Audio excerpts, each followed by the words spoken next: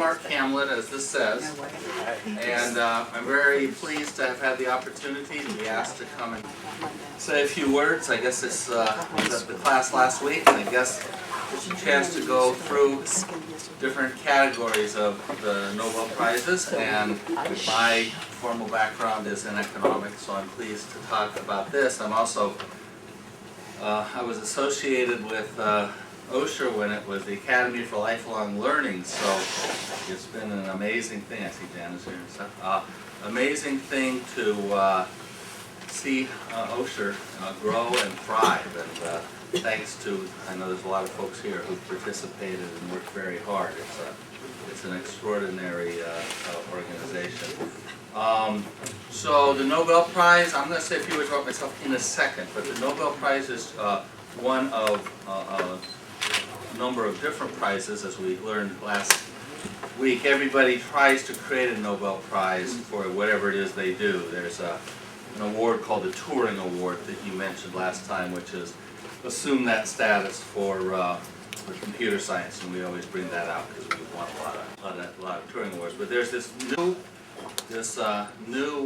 prize that you were just mentioning called the Breakthrough Prize that got a tremendous amount of attention, funded by the starters of Google and Facebook. And 7 years ago, maybe, the Nobel Peace Prize went to a group of, at least in the low hundreds, who did the climate change study. And one of our faculty, Ed Rubin, was on that and so forth.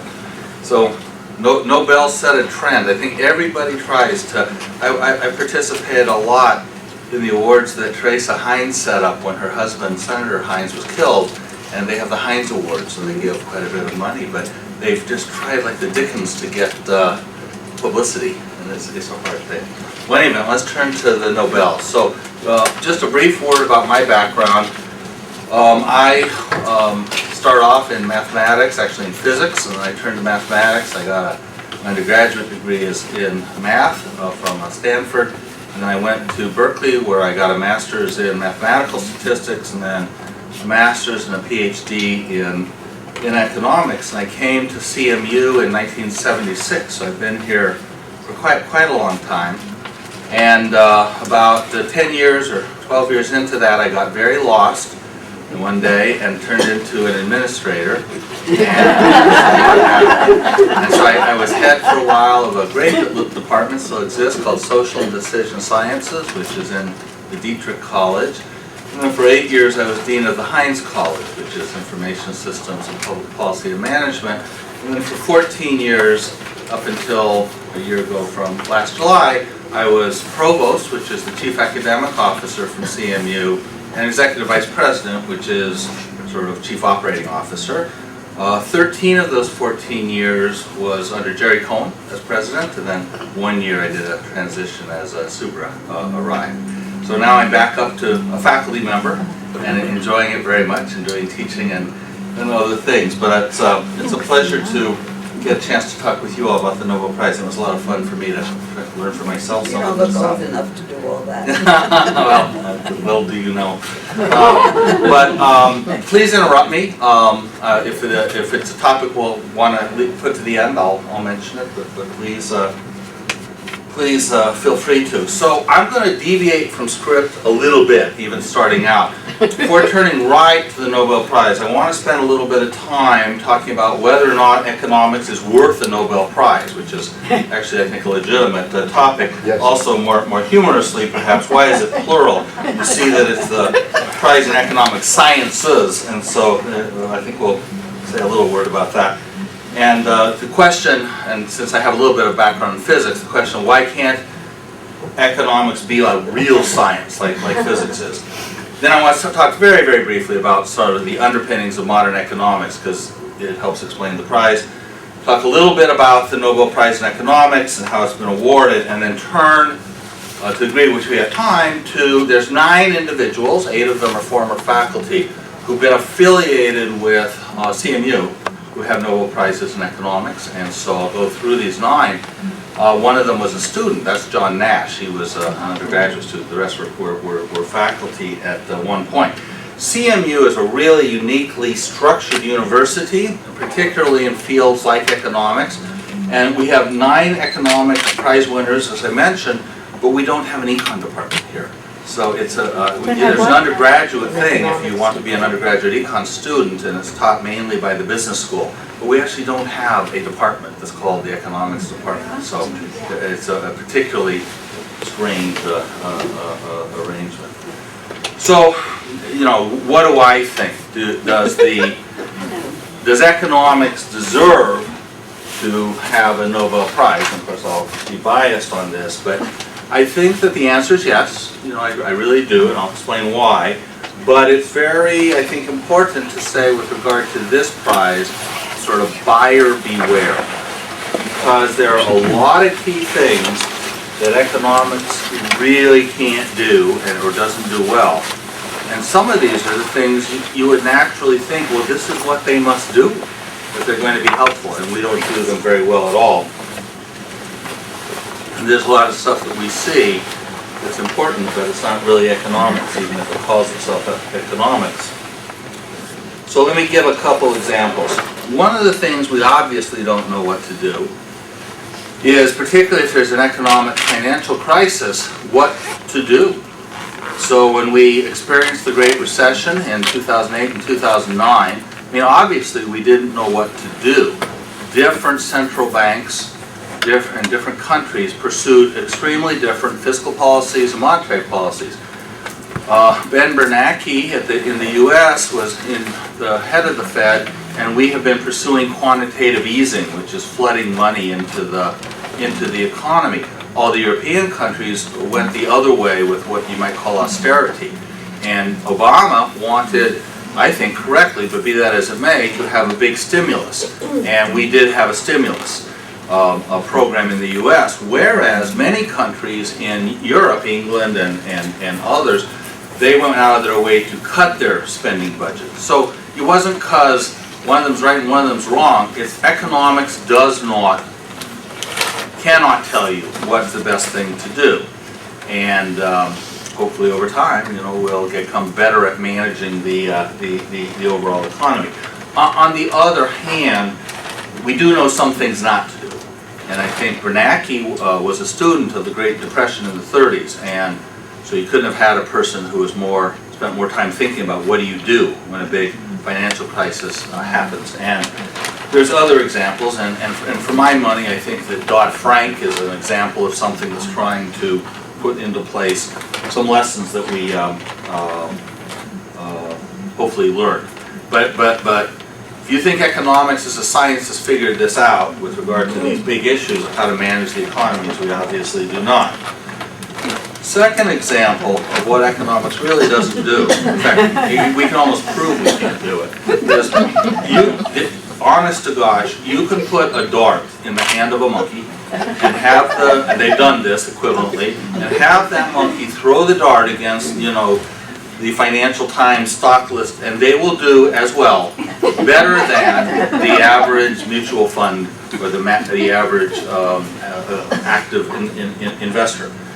And but believe it or not, there's actually been some very powerful work, maybe we'll get a chance to talk about it a little later, that sort of proves why, legally at least, you're not going to be able to beat the market.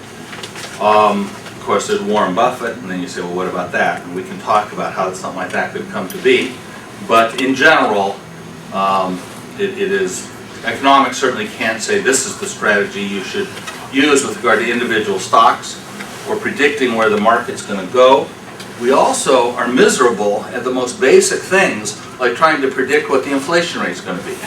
I mean, if you just said, I don't know either, I'll just bet next year it's the same as it was this year, you would have bet you would have beat most of the predictors. There's a saying about economists that economists have successfully predicted 10 of the last 3 recessions. There's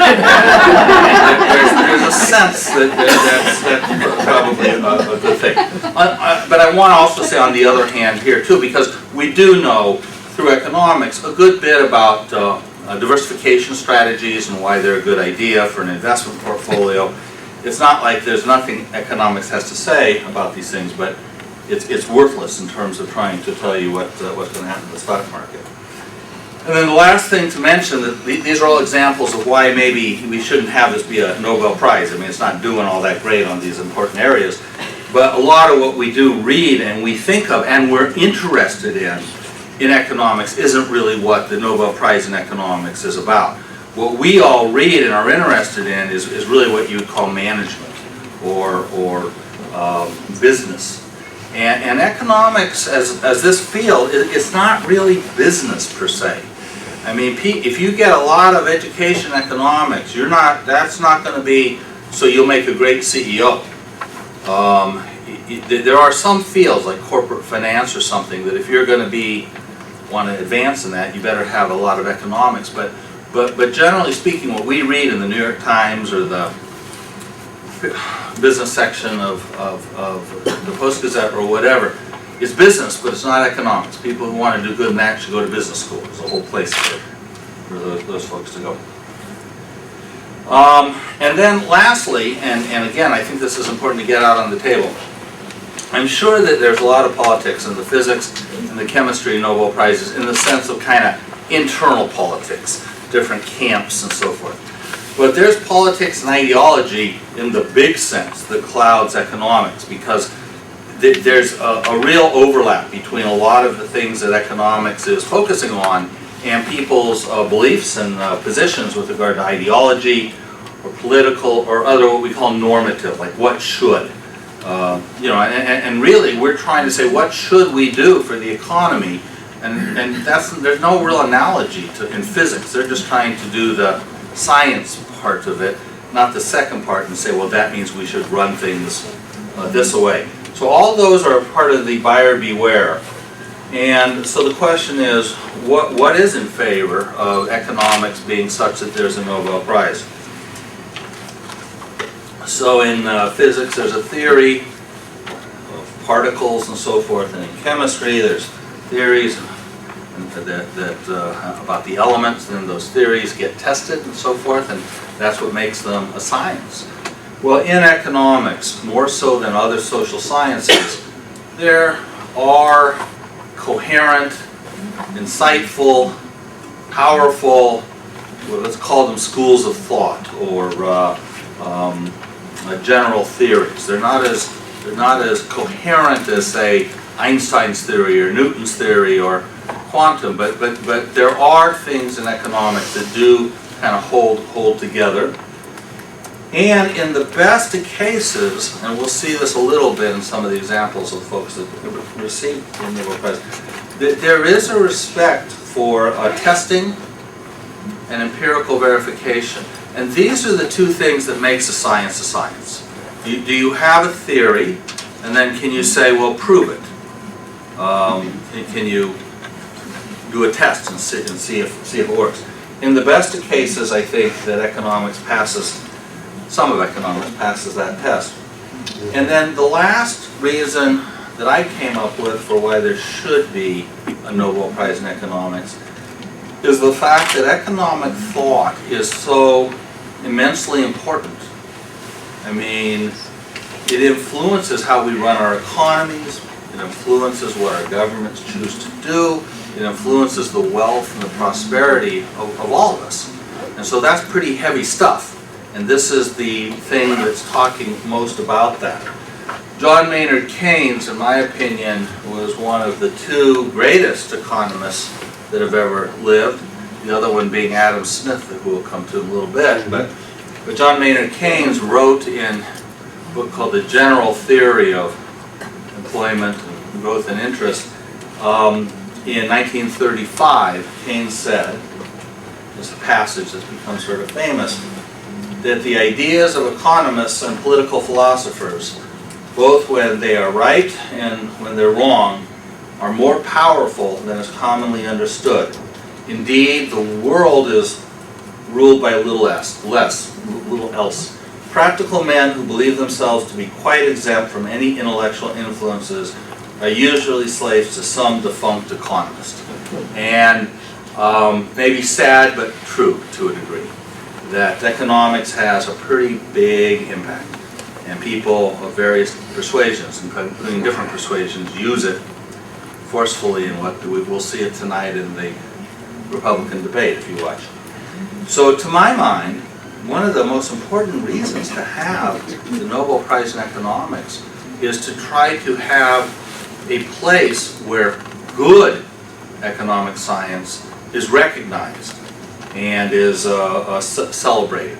Because there's a lot that does not quite make it in the same category that physics or chemistry would, but nonetheless the Nobel Prize serves as an immense, there's two awards, the Nobel is one, that kind of, it's the real deal in the economics profession in terms of the people who receive it. The other award, very interestingly, is called the John Bates Clark Award. It goes to the best economist under 40. And so far, everybody who has won that award has won a Nobel once they've gotten up to a certain age. So we sort of have some, you're talking about what age do they do their best work.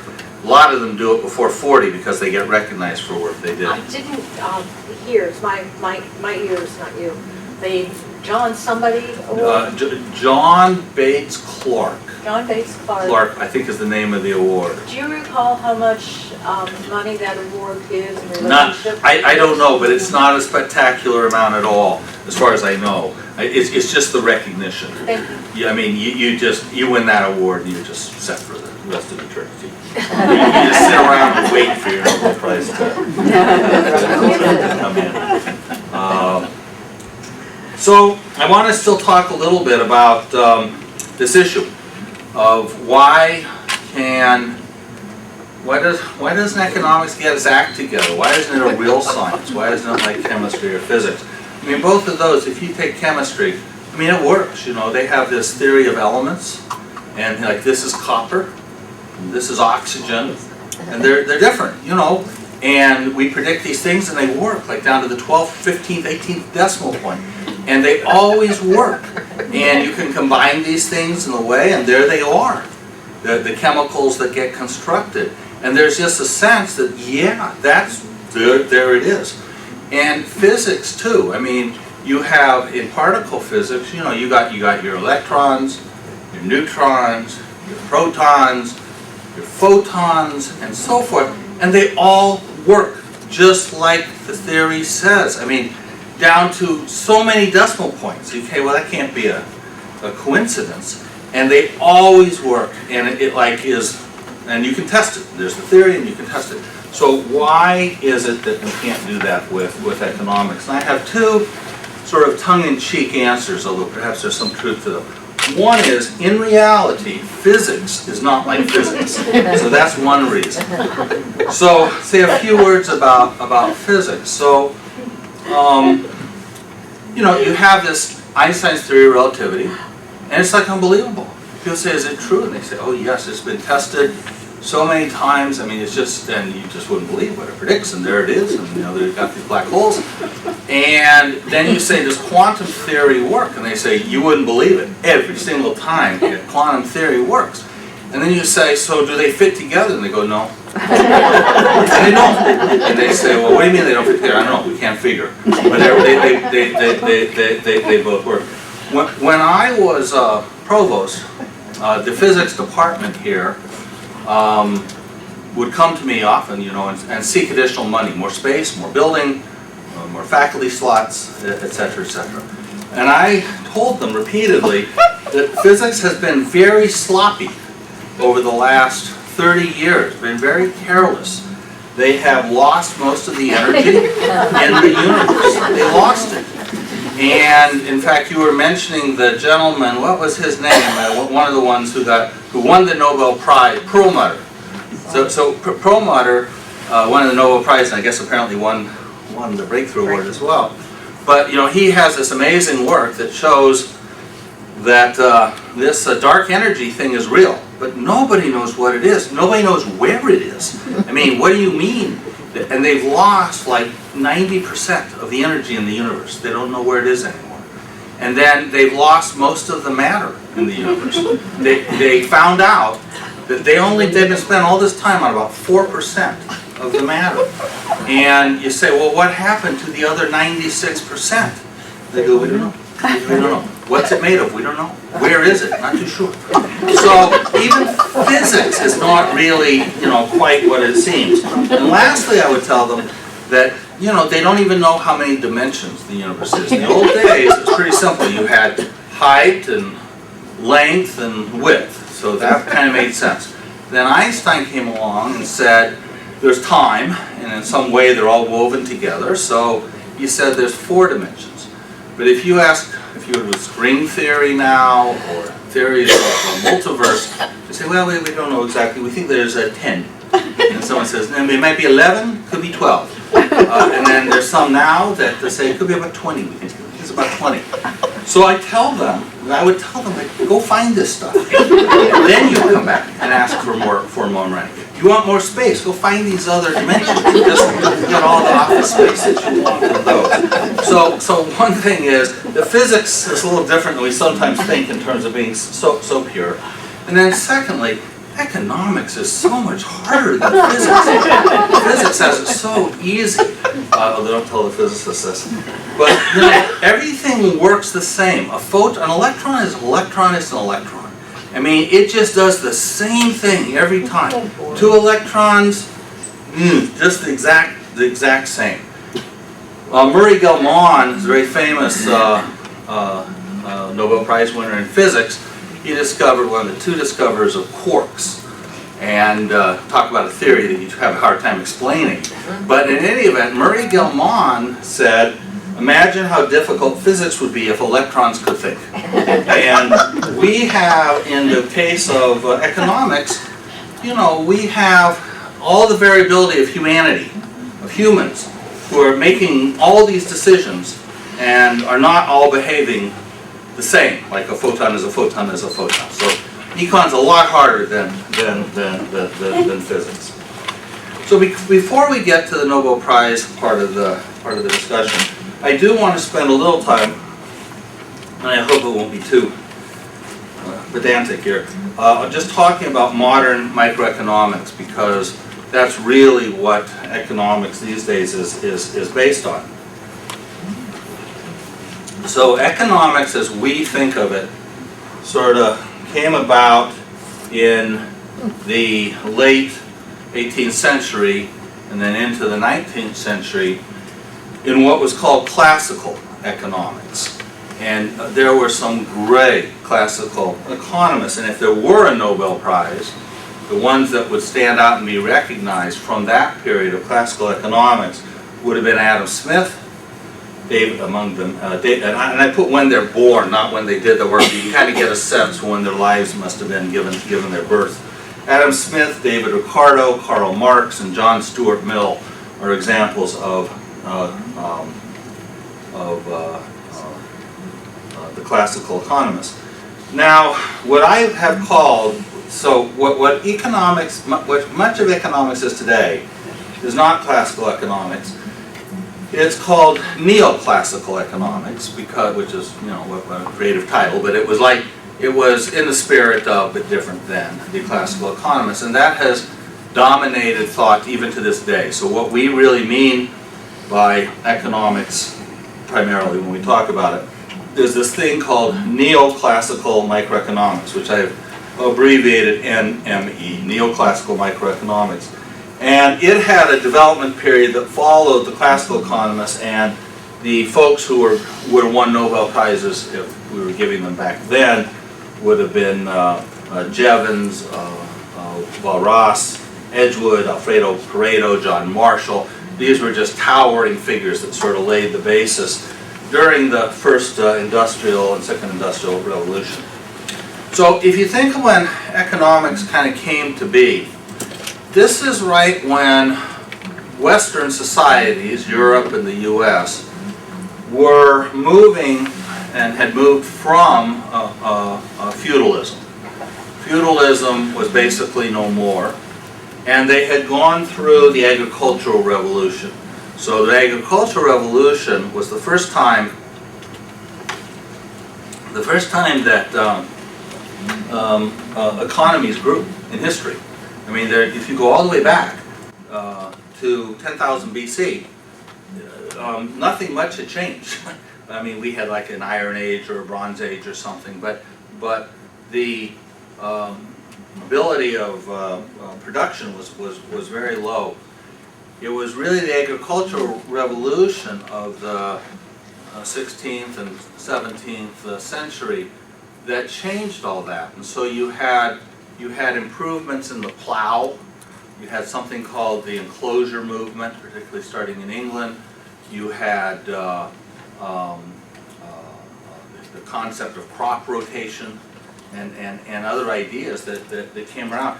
And it was the first time that people, the vast majority of humans, didn't have to just scratch out a living in agriculture, where you kind of made it or you didn't make it through a given year, and you had hopefully a surplus or you didn't.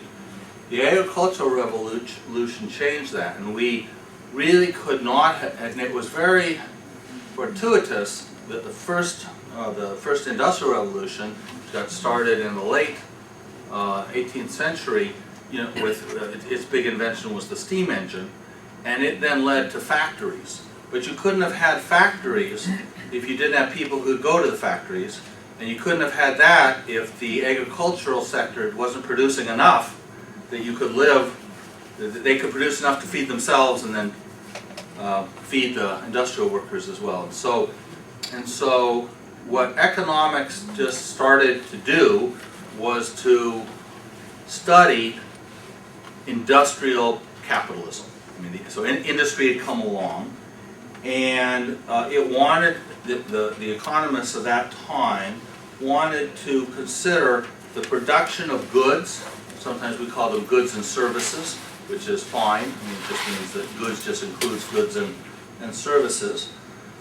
And how does economy produce these goods and services, and then how does it determine who gets to consume which? And so for the classical economists, the question was, you know, how much did the workers get? How much did the capitalists get? How much did the landowners get? And that was kind of what classical economics focused on. So this neoclassical, I'm going to call neoclassical, which is what we sort of rely on today, it also, its focus was and is private capitalist markets. I mean, that's what is studied. It's what we sort of mean when we say supply and demand. So, you know, there's an industry and there's a supply, people produce it, firms produce it, companies produce it, and there's demand, there are consumers that go off. And they do this in the context of something called a price. And the price kind of serves as the key thing for both producers and consumers. The price tells them how much they have to pay for their inputs and how much they're going to get for their output. And the price then tells consumers how much they're going to have to pay to go and get an apple. And so the economics studies that thing called a private market, in which you have capitalists who own companies. Now, these capitalists might be individuals or they might be shareholders today, but you have some entity that owns the companies, then you have workers, and you have these prices, and they guide the production and so forth, and consumption. And that's the nature of what economics begins by studying. And so the elements that are being studied are the firms and the consumers. How do the firms behave? How do the consumers behave? So firms and consumers are sort of like the elements for chemistry. Chemistry studies the elements, physics studies particles, so economics looks at what's happening with firms, how do they work, and then what's happening with consumers, how does that work. And both these firms and these consumers are envisioned as little decision makers. So they're not like electrons. What they do is they make decisions, and they decide how much they're going to buy. You go to the store, you figure out how much you're going to buy, and you may buy a different set of things than somebody else would buy, and you're a decision maker, and the firm decides what it's going to produce and how it's going to do it, and all that sort of thing.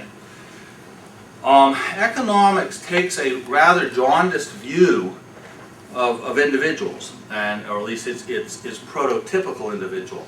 So economics in this approach, it assumes that people are just motivated by their own happiness by their own, or the happiness of their family. But I mean, they're just self-interested to try to maximize what economists call utility or happiness, and that's kind of what drives them. And firms have, they behave also in a very self-centered way. They're just trying to make profits for their owners. They're just trying to maximize profit for the owners or for the shareholders. And each of these things, the people making consumption decisions and the firms figuring out what to produce and so forth, they're both seen as highly rational. That is, they make the right decisions. They kind of figure out what's out there. They look at Whole Foods or Giant Eagle and they say, this is what the price of oranges is, this is what the price of apples is, and they sort of say, well, the price of apples is so high, I think I'll go buy more oranges. Or now apples have gone way down in price and oranges went up, I think I'll shift around. But each decision they make, they sort of do it in a very considered way. The great thing that came out of neoclassical economics, and actually even classical, was propounded by Adam Smith. And it's been the thing that has guided economics all these centuries. And it is called the invisible hand theorem. And the says that there are, under certain conditions, and these conditions are what they call perfect competition. So if there's perfect competition, that if you just let these markets work, just let them work, that they will coordinate all the economic activity they will size of the pie, the economic pie, as big as possible. They call that economic efficiency. Make the pie as big as possible. This is a rather remarkable result because you're not assuming the individual about the overall pie. They're just trying to get what they can. And you're not assuming that producers are caring at all about the greater welfare. They're just trying to make profits. And the invisible hand theorem says, no, there's something about private market economies, capitalist economies, that leads to, if you just let them go, let them loose, that you will produce, unbelievably, the most efficient way to go about business. And Adam Smith wrote these things in 1776, not coincidental, by the way, with the Declaration of Independence and so forth. These thoughts were very influential for founding fathers as well. But Adam Smith wrote in a book called Wealth of Nations in 1776 that it is not from the benevolence of the butcher, the brewer, or the baker that we expect our own dinner, but from their regard for their own interest.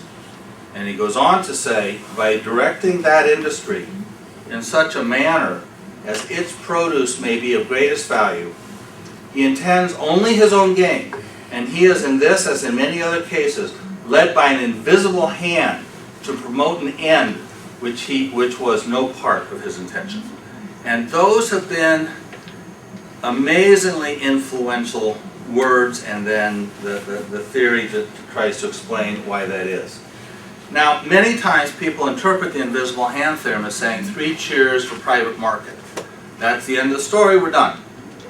And in a way, you know, there is a sense in which the advantages of a private market economy, at least compared to a central controlled command economy, have become evident over the decades and the centuries. So that today, I think there's only like 3 countries in the world that don't basically have market economies. So you have Cuba, you have North Korea, and maybe some other. But I mean, almost everybody, including Russia and the Chinese and the heretofore communist countries, they have things, they have prices, and they kind of let things work out like that. When the Berlin Wall came down, I mean, the East German economic system was just a catastrophe. That's why they lost the Cold War. It was just this unbelievably dysfunctional economic system that was not producing the kinds of results that you could just see over in West Germany. So in any case, this notion of kind of studying markets, you know, yay markets, but it also is a result that is actually also a theory of government.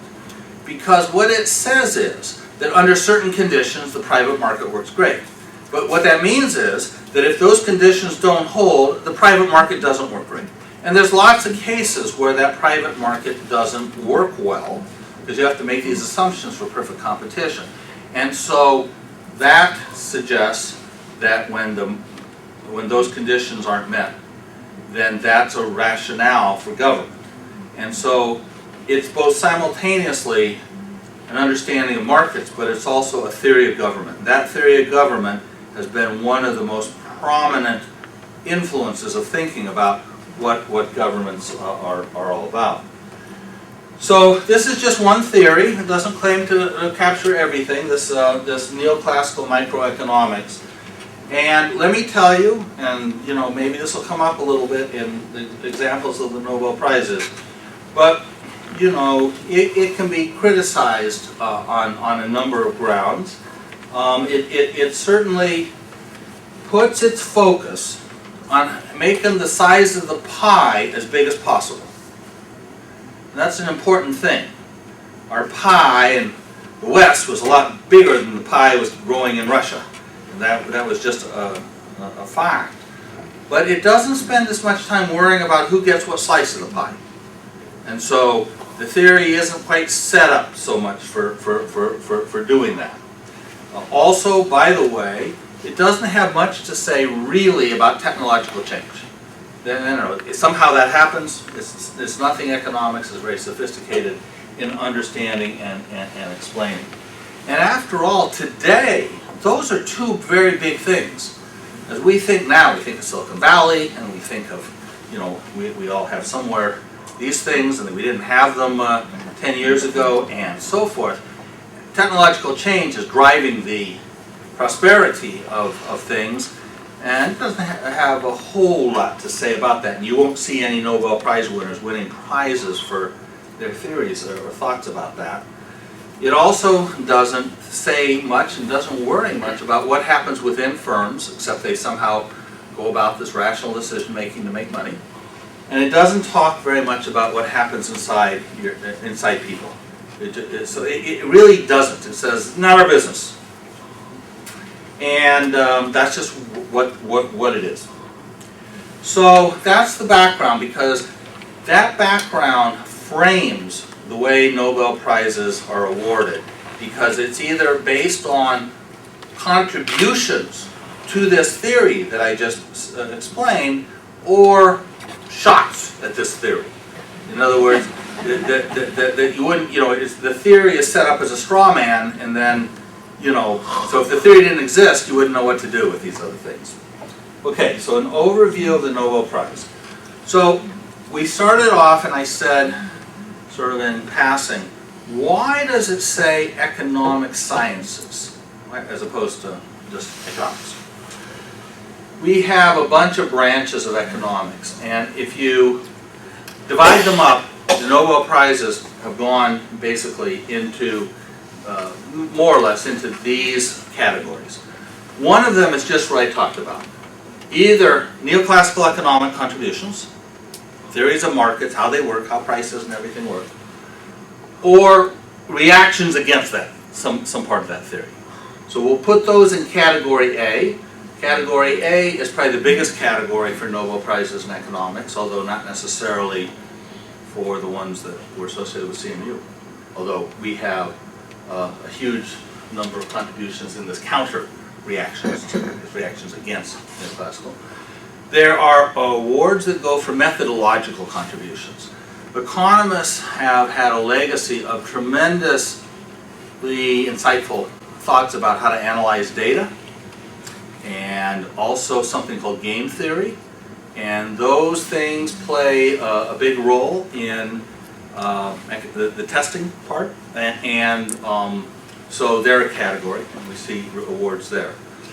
So the third is, and this is where I think the science multiple, the S comes from. The neoclassical theory is pretty powerful, and it is more coherent than has been the case for political science or sociology or anthropology in terms of the other social sciences. So sometimes people say, well, what would happen if you took this economic perspective and moved it into this other area? And sometimes they've made a big impact. And so the sciences, really, economics has been something that's moved broadly into the social sciences in a more general sense, and I think that's why it has the S there. And then the last category is something called macroeconomics. So, you know, I said in physics, there's Einstein's theory of relativity, and there's quantum theory. Each of them are spectacular. Each of them are very true, but no one can figure out how they relate to one another. Well, in our case, we have microeconomics and the methodology around it and its application, and then we have something called macroeconomics. And actually, they don't really match very, very well. And that's just the way it is. And nobody really knows what's going on in macroeconomics. I mean, that is to say, anybody tells you they have the idea of what, you know, we should do to make it so we don't have recessions, or to make it so we grow as fast as possible. You know, take it with a somewhat of a grain of salt. There are different schools of thought. Now, there was a school of thought, if this was 40 years ago, 50 years ago, you'd say there's something called Keynesian. And the Keynesians said, look, if the economy is in the dumps, if it's really slumped, unemployment is very high, then both the government, through fiscal policy, that is its spending, and through monetary policy, we should pump up the economy. We should spend money, get the economy moving, and get it out of the doldrums. And then when it gets out of the doldrums, quit spending so much government money and get back to prudent business. And then initially, there was a monetarist school of thought that goes back to Milton Friedman and so forth, and they just thought the Keynesian argument was used by the Democrats as a rationale to spend money.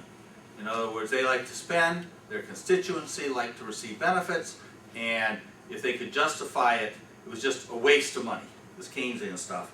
And the monetarists had a counter view and said, no, none of that makes a difference. We should balance our federal budget, and it's all in the money supply. Now, this macroeconomics has gotten. This would be a very simplistic dualism.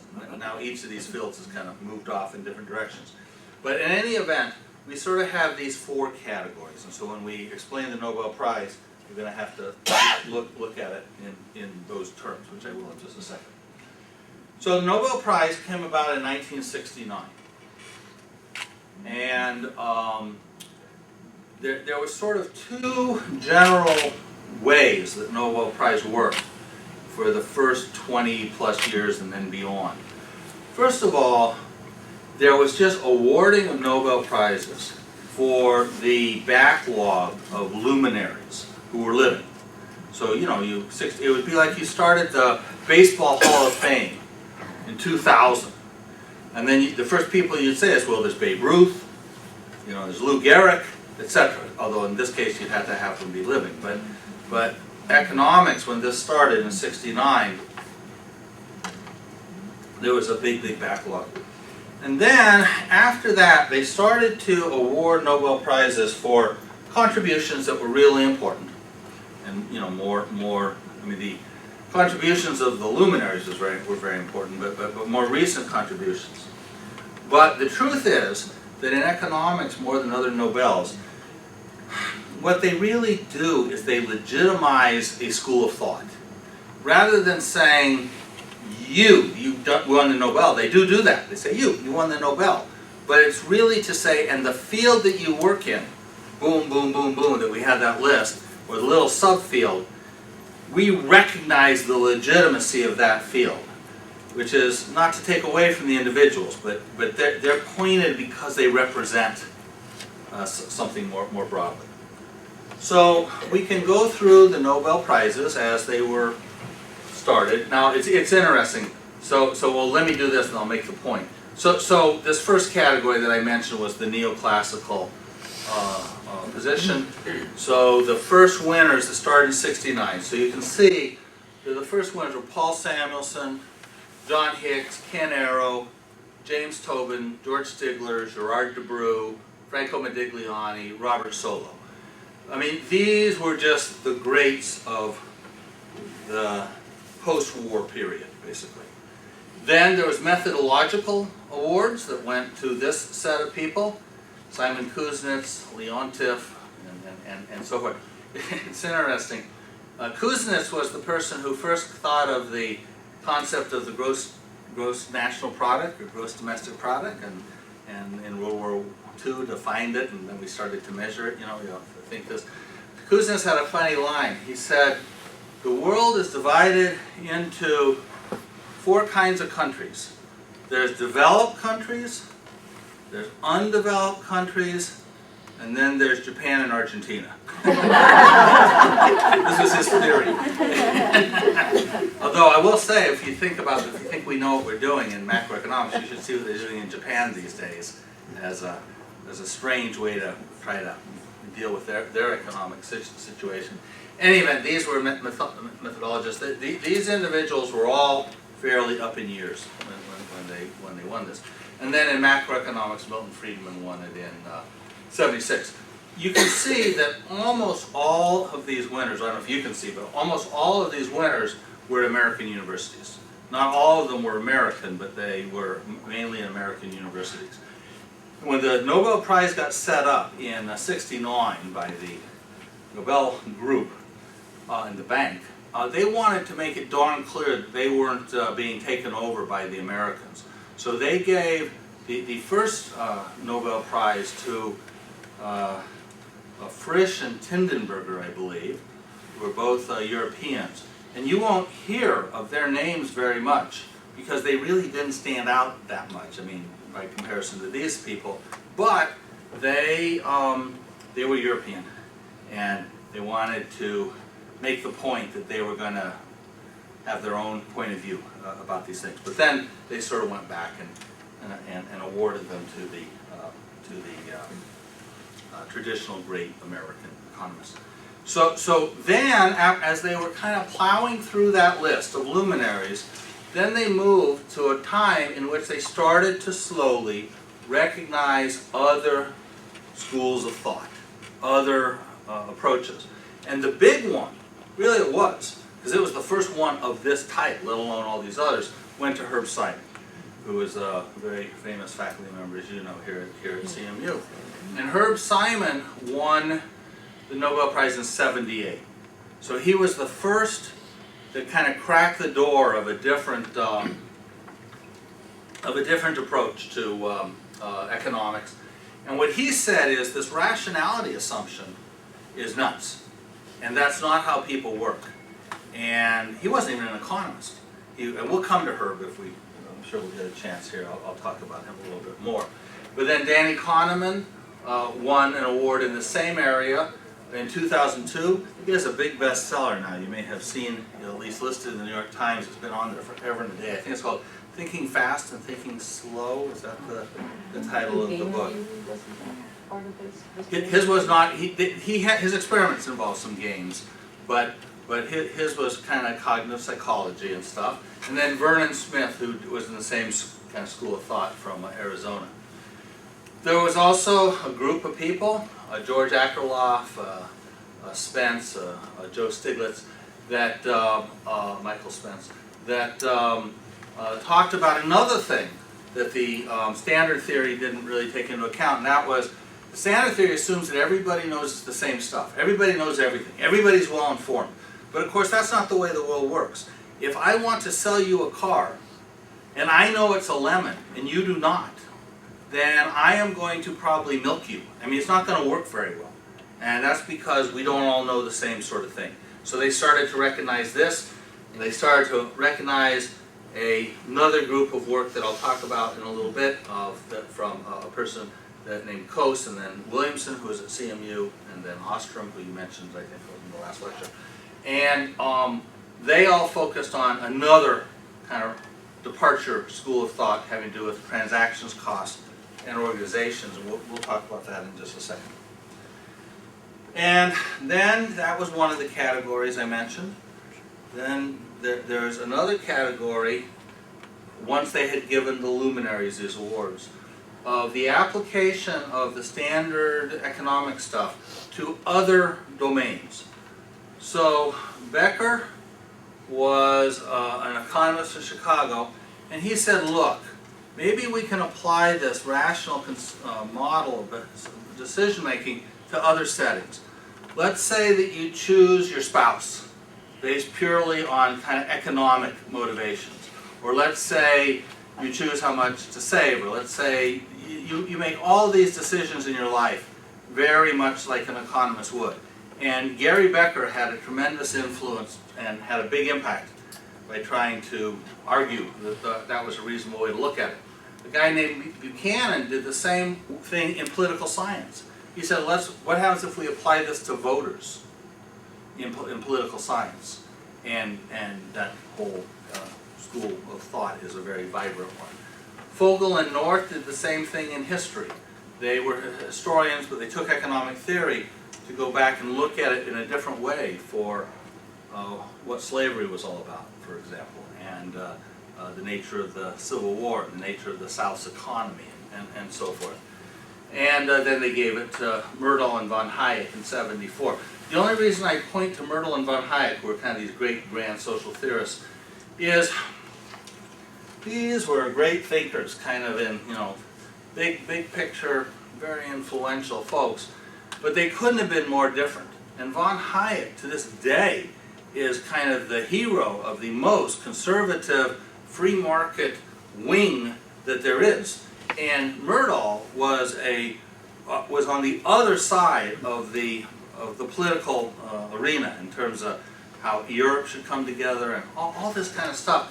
What they did is they recognized them, but they give them to both of them simultaneously. So they recognize them both, not to take a stand on the political dimension, if you will. And we'll see that in some of the other economic prizes that get handed out, and kind of illustrate some of the complexities in the field in terms of the Nobel Prize. Mark, you've got a question. Yes. As you're going forward, could you mention where these guys were? What Yes. universities? Just kind of curious. I You don't I have to go can. into That's going okay. back. I think I can. So Samuelson spent his career at MIT. He went to MIT because Harvard wouldn't let Jews in as much, and MIT would. And so he ended up at MIT, and in fact, MIT became one of the top econ departments, largely because of anti-Semitism on the part of Harvard and Princeton and so forth. Did that occur here also at CMU? No, not to my knowledge. We weren't really players in this space as much at this time, although I think that Franco Modigliani, who got a Nobel Prize from here in his work here was the late 40s and early 50s, was Jewish, and so I can't really say. I mean, I know, look, I mean, the golf club wouldn't let Jews in at one point. And I mean, the Duquesne Club. I mean, so it's not, I don't know, but it was an influence in real life in terms of some of these people. Ken Arrow was at Harvard and then ended up at Stanford. Tobin was at Yale. George Stigler was at Chicago, and Chicago kind of emerged as this grand place of kind of Milton Friedman-like economists. Gerard Debreu was at University of California at Berkeley. I had him he was my professor for a class. Franco Modigliani was at CMU and then went to MIT to spend his career. Solo was, I think, at Yale. Kuznets at Harvard. Leontief, I think, at Harvard. Friedman at Chicago. So you get the sense. There were these universities in the U.S. that really... Still very strong American bent. Yes, very, very, very strong. And we'll see later when I go through the ones from CMU that that was the case. Not all these people were born in the U.S., and there are some strong universities in Europe, but the strongest in economics has remained by far American universities. So now let's turn to 9 individuals,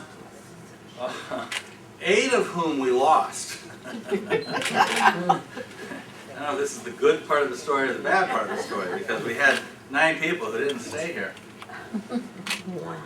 As far as I know, in my 14 years as provost, I don't know of any Nobel Prize winner that we lost. So we'll wait another 10 years and see if I screwed up. But in any case. So I want to talk about these 9 people, and as I say, feel free to raise questions. I'm going to do them to differing degrees based on what I know and how interesting their work is. So the first person I'll talk about is Robert Lucas, Bob Lucas. Bob Lucas is now at Chicago. It says here, now at Chicago. So let me tell you what Bob Lucas did, and I won't go into it in great detail because we're going to see it again in just one second. He came up with a theory pertaining to government policy called rational expectations. So he took this notion that everybody behaves rationally to the next level. And he said that not only do people make decisions rationally, they figure out how many apples they want and how many oranges they want and how many potatoes to buy, but they are pretty savvy about government. And that government sometimes takes action in which they think the population doesn't understand the game that they, the government, are playing. But if the people understand the game that the government is playing, they're going to take that into account when they make their decisions in a way that they don't do quite what the government thought. And we'll come to some examples of that. And that has been a powerful school of thought that Bob Lucas was very important in starting. They were kind of anti-Keynesian, or anti-neo-Keynesian, as it's called, because they said, look, if the government's in a rut, if the economy's in a rut, Keynes says let's pump it up, and then workers they won't know that when we pump it up, it's going to lead to inflation, but they're not going to know that. And so when we pump it up, it's going to be that there's going to be a lot more employment. So we'll pump up the economy, and all these unemployed people will go to work. But part of his understanding of how this works was that the consumers wouldn't know, or the workers wouldn't know, that their wages were really going down. Because what the government was doing was something that was going to lead to inflation, and that they sort of were going to sit by and not realize that. But once you said, no, they're going to outsmart the government, and they're going to think ahead on this, it turns out that some of the ways that Keynes would have thought this action would help were not going to help the economy nearly so much. And I won't go through his specifics of what he was talking about, because I don't believe it's true at all. But the idea of rational expectations, that government should think that people aren't fools with regard to what the government is doing, is a very credible and important idea. And it was, when we look at the next 2 of the CMU affiliated Nobel Prize winners, that's what they did their work in as well. So Finn Kydland is moved from CMU to a variety of places, but eventually ended up in Santa Barbara, although you'll still see him on our website, and he is, because he has a sort of a courtesy affiliation here, and he's also similarly listed at the Norwegian School of Economics.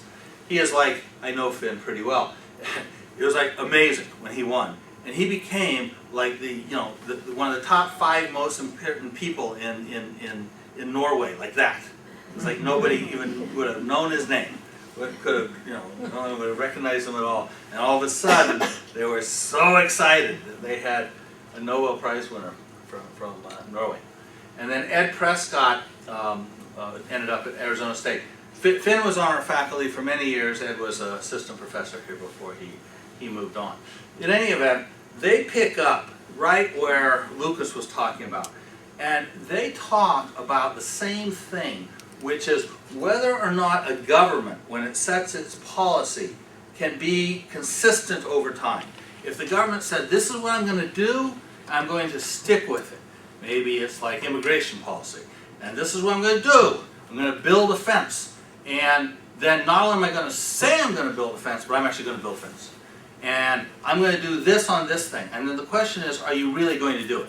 Now, you know that most of the candidates on the Democrat and the Republican side, what they're talking is just gibberish because they cannot do what they'd like to do. I mean, they could say, what I would do if I could do it is blah, blah, blah. But of course, they're not going to do any of that stuff. I mean, they couldn't. And this is not a partisan thing. I mean, it's equally true for Bernie Sanders. I mean, what would it be if Bernie Sanders went? He'd have no Senate and House to go along with him, no matter what he thought. Conversely, take any of the Republicans. I mean, it's like, I'm going to do this. No, you're not. I mean, obviously you're not. So the question is, what is the time consistency, even when a president is in power or the government is in power? Not, but it's a question of time. It's like, I'm going to say I'm going to do it in the future. When I get to the future, am I really going to do it? And I'll give you some examples. Because, I mean, it's tricky for the government. Because if they don't do it, they lose their credibility. So the worst thing probably Obama did in terms of foreign policy was when he said using chemical weapons was a red line and then didn't do anything about it. I'm not saying he should have said it or not said it, but since he wasn't going to do anything, he probably shouldn't have said it. And so that's called a time consistency problem. And if the terrorists know that when you say that you're not going to really do anything, then it leads to a whole different set of behaviors. Then if they go, oh, holy moly, this could be a red line, let's not cross that. But on the other hand, governments like to have flexibility. They want to say, well, I think this is what I'm going to do, but I'm going to use the circumstances. So I'll give you some examples that for what Finn Kidlin and Ed Prescott did. So let's take flood insurance. It's kind of a mundane issue, but it kind of illustrates the point. So let's say the government is really a good guy about all this. I mean, it just wants people not to build houses in the floodplain and then get flooded and then have the government bail them out. It's not, the government's not bitter, it's just saying, for heaven's sakes. So let us suppose that the government says, which it has sometimes on occasion, you must have flood insurance. We're going to pass a law that you have to have flood insurance if you build in a floodplain. Or you can have flood insurance if you don't build in a floodplain, in which you'll get it very cheap because it's not a floodplain. But so let's say you do that, and then you see what do people do? Well, what we know is, people still build in the floodplains, and they often just don't get the insurance. I mean, we see that all the time. And the reason is, in part, because they know the government's not going to keep its word. It's not going to say we're not going to bail you out and then stick to it. They're going to say, well, this insurance is very expensive, and if there's a flood, they'll come bail us out. I don't care what the government said, I will come and do it anyway because I'll bet you the government's not going to keep its word. And of course, we see that kind of thing. Another example might be what China's situation these days on intellectual property. So U.S. says, we have patents, and the U.S. keeps its word and does what it says it's going to do on patent. China says we respect intellectual property, and they don't. So now China's in a bit of a bind. China's trying to move up the food chain of countries in terms of wealth, and they're trying to become more of an innovative economy and to try to have their own entrepreneurs and their own products and things like that. And so now they're trying to tell their citizenry that they're going to start to respect patents. But nobody believes that in China because they know they won't, because it would be so much better if the government just took advantage of whatever great idea that you had. And so it's a time consistency problem. And what Prescott and then what Finn and Ed did, is kind of emphasize that aspect of government policy. Okay, that's the three of them. Be quick about Franco Modigliani.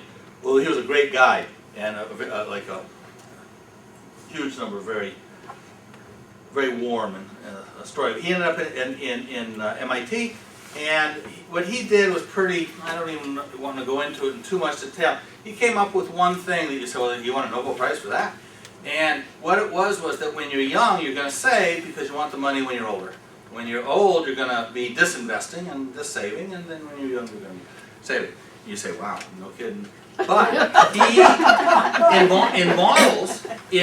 models of the economy, you actually have to take that into account. I mean, you have to have some sophisticated, accurate theories about how that's going to work. And Franco Modigliani made important contributions to that area. He also wrote some papers that were very influential in corporate finance, which looked at the question, if you're a company and you need more money, even if you're not in trouble, but you need more capital, so what should you do? Should you issue bonds or should you issue stocks? Should you have an IPO or should you take money from a venture capitalist? And he did a lot of work in that area. He said these papers were written tongue-in-cheek, but he ended up being noted by the Nobel Prize Committee for them. And he also did some early work in this rational expectations that we just talked about. And he said when these other guys, when Finn and Ed and Bob Lucas and so forth did their thing, he said, because he was a staunch neo-Keynesian, and Modigliani just said, these guys have gone nuts. I mean, they've taken an interesting idea, but they're using it in wacky ways. So, but he was a man who made contributions in a number of fields. And then there were two other of the CMU linked individuals who made contributions in this field of corporate finance as well. One of them was Merton Miller, who went to the University of Chicago. And what he is important for, so this thing I just said about Modigliani, he did this work, raising money by equity or debt. It's called the Modigliani-Miller theorem. so he won it for being the Miller of this thing. But he also did some other work having to do with futures and derivative markets and so forth. Now I'm going to turn to another fellow who I'm not going to talk too much about, but I'm going to mention one thing.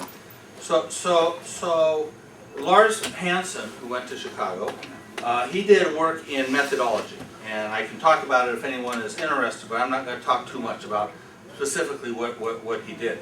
The thing that was interesting about his Nobel Prize, it was actually given to 3 people, and it's the same as when they did it with von Hayek and Murdahl, and they took people at the different ends. So when they gave Hansen with these other 2 guys, the other 2 guys was a guy named Fama, F-A-M-A, at Chicago, and he had done the theory that says we cannot predict the stock market. You know, if things are rational, then that's just the way it's going to work. I have a little, let me just take a little digression. It's interesting. You know, I said you can't predict the stock market, and I said you can't do it if it's, you know, legally. But there's obviously a way to make a lot of money in the stock market, and it's called having insider information. And it's now frowned upon. But this is an interesting tale. So in the old days, that was not true. And Andrew Carnegie, when he was a young man in his 20s, he had already been spotted by people higher ups as this remarkable prodigy in terms of making money and running businesses and doing finance.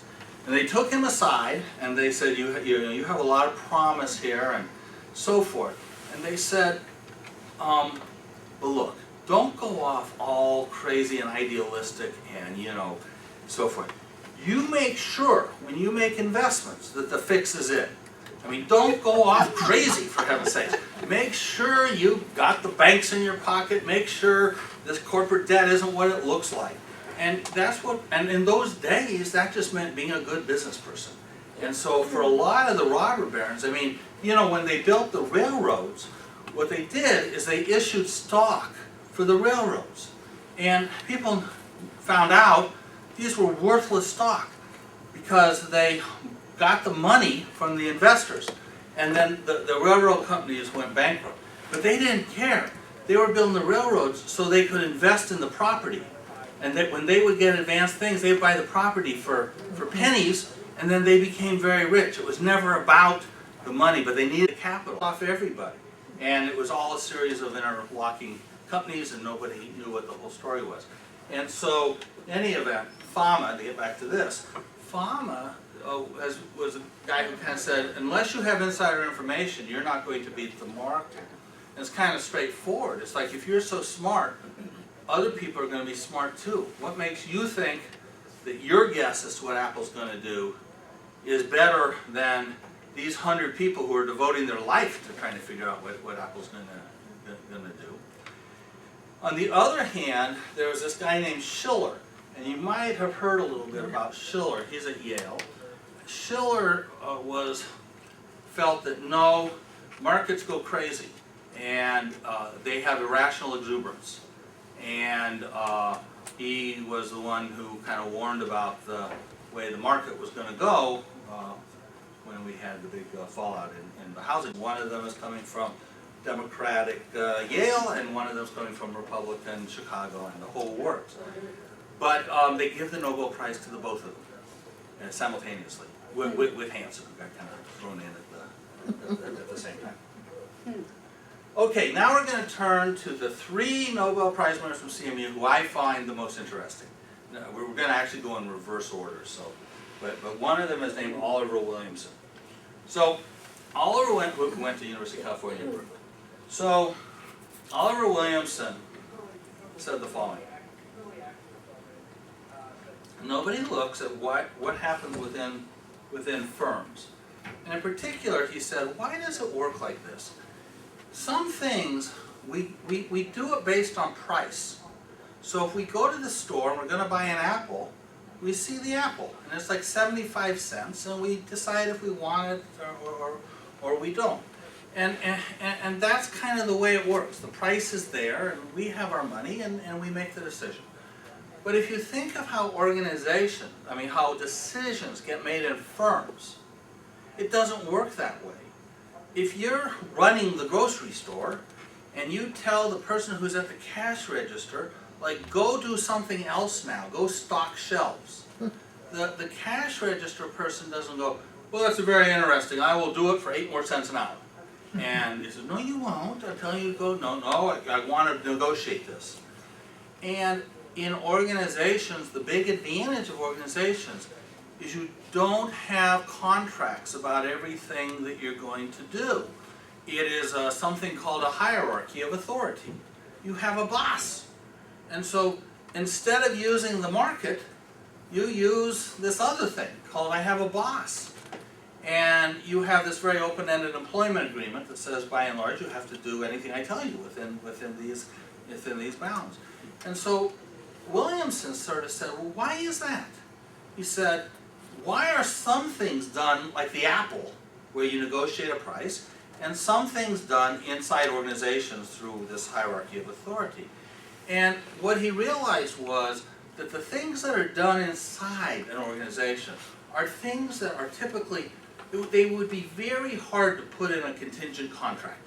If you were negotiating a contingent contract for what you were even going to do in one day, it would take you the whole day to negotiate the contract. And so when you have things that are that complicated, move them inside the organization. If you have things that don't, you're going to have an apple, and it's a Granny Smith apple, and we all know what a Granny Smith apple is, and it's going to cost a certain amount of money. So he attacked sort of neoclassical, not saying it was wrong, but saying there's all these important things that you're not even paying attention to. They're based on what's called transactions cost. The transaction cost just refers to how hard it would be to negotiate. Every single thing they say to do, you say, how much? Is it in my contract? Of course, sometimes people say, well, the union rules get that precise. And then someone says, well, I'm not going to do that. It's not in my contract. But that's what he got the Nobel Prize for. It was very much influenced and very much akin to what Herb Simon does, as we will see. Because Herb Simon, too, focuses on situations that are too hard to make new contracts for. The world is very complicated. It's hard to make your way in the world. People don't behave rationally in that regard. So, in any case, Oliver Williamson won it in 2009, focused on transactions costs, the influence of Simon. is sort of clear. And he brought in law into the picture, because this now has to do a lot with how contracts function. Next to last person, who is somebody who's now become very well known, is John Nash. John Nash was an undergraduate at CMU, did a math degree, we think. We gave him a math degree. We know we think he took one economics course in his life.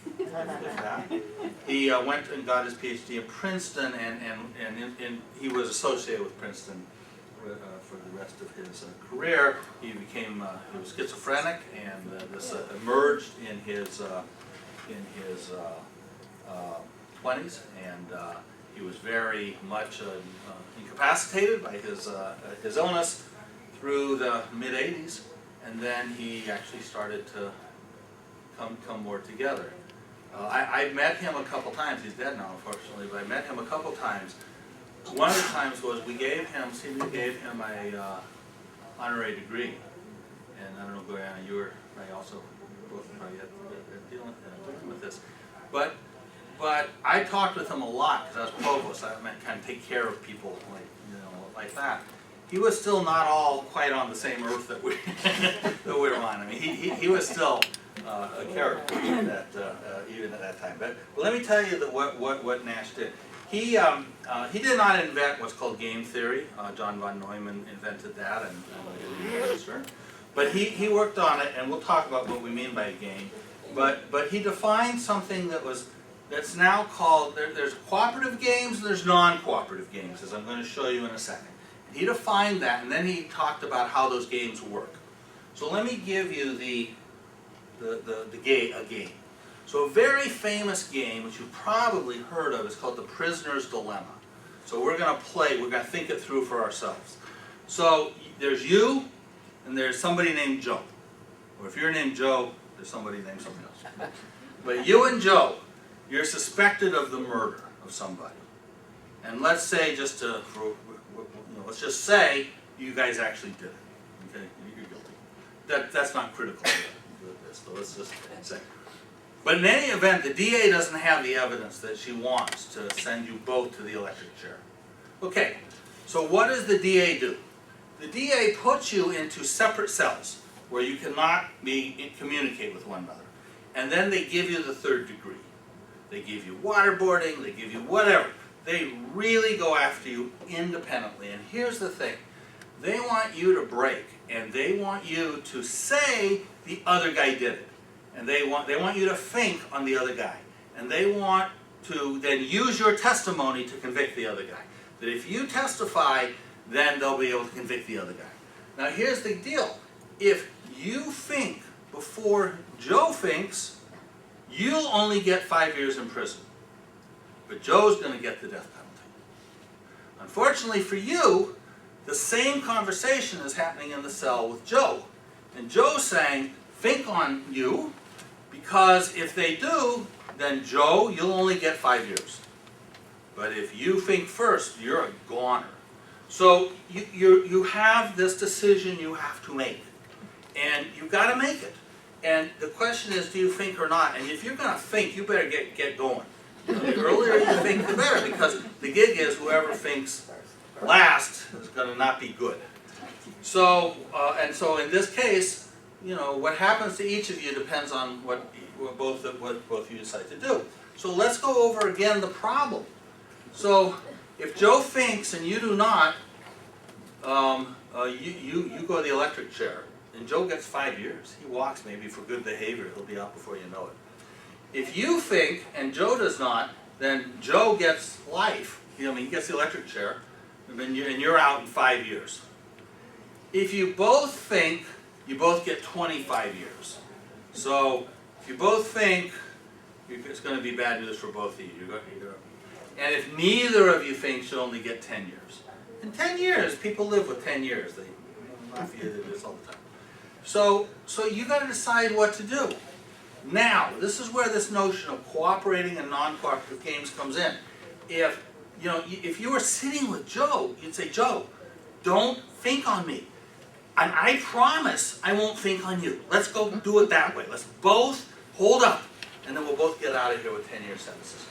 And if you could contract, put it in writing, I'm not thinking, then, you know, that would be the end. But you can't.